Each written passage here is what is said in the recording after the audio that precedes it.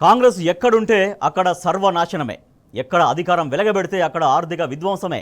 పరిపాలన సాగించడం కోసం ఆఖరికి గుడి నుంచి చందాలు అడుక్కునే స్థాయికి దిగజారింది కాంగ్రెస్ పార్టీ. హిమాచల్ ప్రదేశ్లో కాంగ్రెస్ ప్రభుత్వం తీసుకున్న నిర్ణయం యావత్ దేశాన్ని నివ్వెరపరిచింది. గుళ్ల అభివృద్ధికి నిధులు ఇవ్వాల్సిన పాలకులు ఉల్టా గుళ్ల నుంచే హుండీ డబ్బులు యాచించే స్థితికి వచ్చారు. ఎంత ఘోరం, ఎంత దిగజారుడుతనం! అడ్డగోలు హామీలతో అధికారం చెరబట్టి ఇప్పుడు వాటిని నెరవేర్చలేక అడ్డమైన దారులన్నీ తొక్కుతున్నారు. ఆఖరికి అడుక్కునే స్థాయికి దిగజారారు. సుఖాశ్రయ్ అనే పథకానికి నిధులు సమకూర్చడం కోసం హిమాచల్ ప్రభుత్వం ఆలయ ఆదాయం మీద కన్నేసింది. ఇది హిందువుల మనోభావాల్ని దెబ్బతీయడమేనంటూ సర్వత్రా విమర్శలు వెల్లువెత్తుతున్నాయి.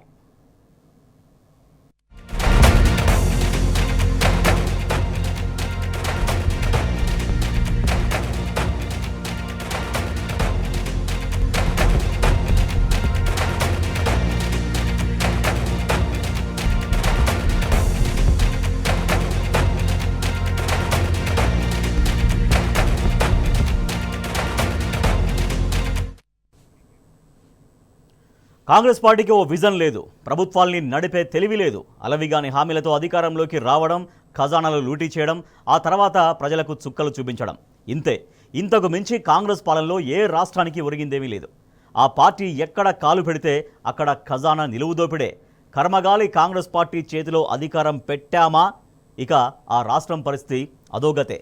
హిమాచల్ ప్రదేశ్ తరహాలోనే తెలంగాణలోనూ అధికార కాంగ్రెస్ పార్టీ ఆదాయం కోసం రాంగు రూట్లన్నీ వెతుకుతోంది.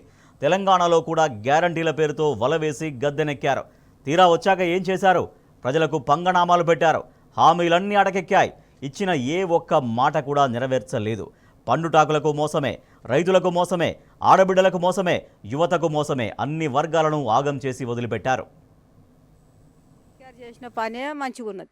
ఈయన వచ్చిన సంది ఏ పని ముందరికి లేదు.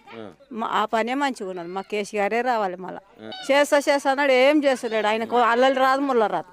కళ్యాణ పథకం లేదు, తులం బంగారం లేదు, ఏం లేదు. పింఛని 2000 ఇచ్చుతాను, 4000 ఇస్తాను. 4000 పైసలు లేవు, 4 పైసలు లేవు. 4000 లేవు, 4 పైసలు లేవు. ఆ 2000 కూడా సరిగ్గా ఎన్నడో వస్తాయి. ఆ కేసీఆర్ ఉండగా సరిగ్గా నెలకు వస్తుండే. 4000 అన్నాడు, 4 పైసలు కూడా లేవు. బతుకమ్మ చీరలు దసరాకి ఇస్తుండే బతుకమ్మ చీరలు. కేసీఆర్ ఉండగా ఇంట్లో ఎంత మంది ఉంటే అంత మందికి బతుకమ్మ రాలేవు. 15,000 లేవు, 10 పైసలు లేవు అంటున్నాగా సార్.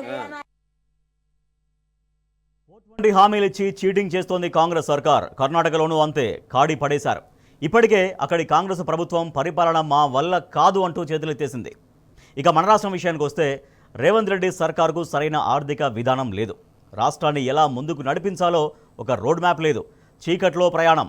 రాష్ట్ర ఖజానాను నింపే తెలివి లేదు. కానీ రాష్ట్రానికి క్యాన్సర్ సోకింది, రాష్ట్రం చావు బతుకుల్లో ఉంది అంటూ అడ్డగోలు కూతలన్నీ కూస్తున్నారు.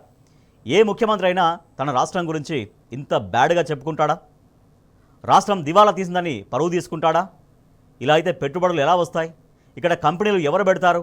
అడ్డగోలు కూతలు, పచ్చి అబద్ధాలతో తెలంగాణ ప్రతిష్టను దెబ్బతీస్తే ఆర్థిక వ్యవస్థ ఎలా బాగుపడుతుంది? రాష్ట్రం ఎలా ముందుకు నడుస్తుంది? ఎట్లా సాధ్యమవుతుందని మాట్లాడుతున్నాడు. మరి ఎట్లా సాధ్యమవుతుందని ఎలక్షన్ల ముందు తెలియదా? కామారెడ్డి డిక్లరేషన్లో సిద్ధరామయ్య గారితో చెప్పించేటప్పుడు ఎట్లా సాధ్యమవుతుందని సోయలేదు ఆ రోజు. అంటే ఓట్ల కోసం ఏదైనా మాట్లాడచ్చు, బీసీలను మోసం చేయొచ్చు. ఇవాళ గద్దెనెక్కి కూర్చున్న తర్వాత మాత్రం ఎట్లా సాధ్యమవుతుంది? పార్టీ పరంగిస్తా. కాబట్టి ఇవన్నీ కూడా సమాజం మొత్తం గమనిస్తూ ఉన్నది. నేనేమంటున్నా అంటే ఈ పిచ్చి మదాకులతో ఎక్కువ రోజులు టైంపాస్ ముచ్చట్లతో గవర్నమెంట్ నడపలేము. బజార్ భాష మాట్లాడడం ఈజీ. కేసీఆర్ గారు ఇదివరకు చెప్పారు. బజార్ భాష మాట్లాడి 4 డైలాగులు, పంచ్ డైలాగులు కొట్టడం ఈజీ. పరిపాలన చాలా కష్టం. అలా కూర్చుంటే తెలుస్తుంది. ఇవాళ ఎవరి సత్తా ఏందో ప్రజలకు అర్థమైంది. పరిపాలన సామర్థ్యం ఏందో ఇప్పటికే అర్థమైంది. ఇంకా రానున్న రోజులు అన్నీ తేలుతాయి. 10 మందులు పందిరేస్తే కుక్కతోక తాకి కుప్ప కూలిందట. కాంగ్రెస్ వ్యవహారం కూడా అలాగే ఉంది. రేవంత్ సర్కార్ చేతగానితనం వల్లే తెలంగాణ ఆర్థిక వ్యవస్థ ఘోరంగా దెబ్బతిన్నది. ఇది వాస్తవం. రాష్ట్రంలోని అన్ని రంగాలు కుదేలయ్యాయి. ముఖ్యంగా రియల్ ఎస్టేట్ రంగం. గత 10 ఏళ్ళు ఒక వెలుగు వెలిగిన రియల్ ఎస్టేట్ సెక్టార్ గత 15 నెలల్లోనే పాతాళానికి పడిపోయింది. హాట్ కేకుల్లా ధరలు పలికిన తెలంగాణ భూములకు డిమాండ్ పడిపోయింది. ల్యాండ్ రేట్లు అమాంతం పడిపోయాయి. రియల్ ఎస్టేట్ ఆఫీసులకు తాళాలు పడ్డాయి. గత్యంతరం లేక రియల్ ఎస్టేట్ వ్యాపారులు ఆత్మహత్యలు చేసుకుంటున్నారు. రియల్ ఎస్టేట్ రంగం కుప్పకూలడంతో రాష్ట్ర ఆదాయానికి కూడా భారీగా గండి పడింది. ఖజానా ఖాళీ అయింది. ఇది ఎవరి ఫెయిల్యూర్?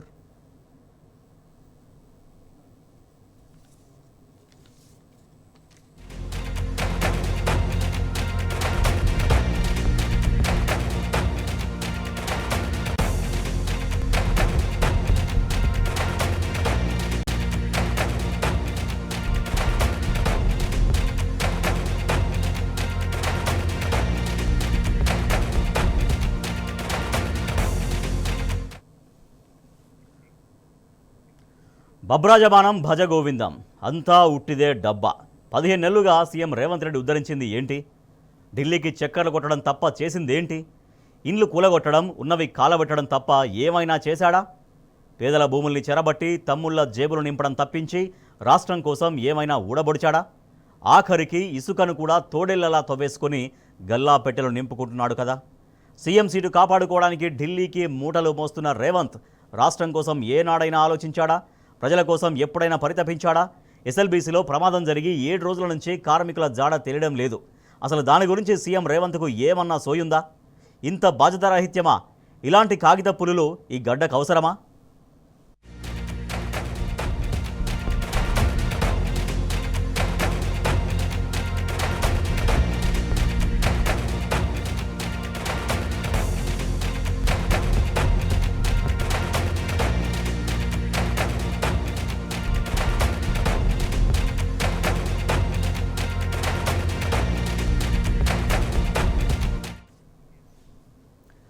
పని చేయడం చేత కాకపోతే ఇంకొకరి మీద బురజల్లి బతుకు అంటోంది కాంగ్రెస్ పార్టీ.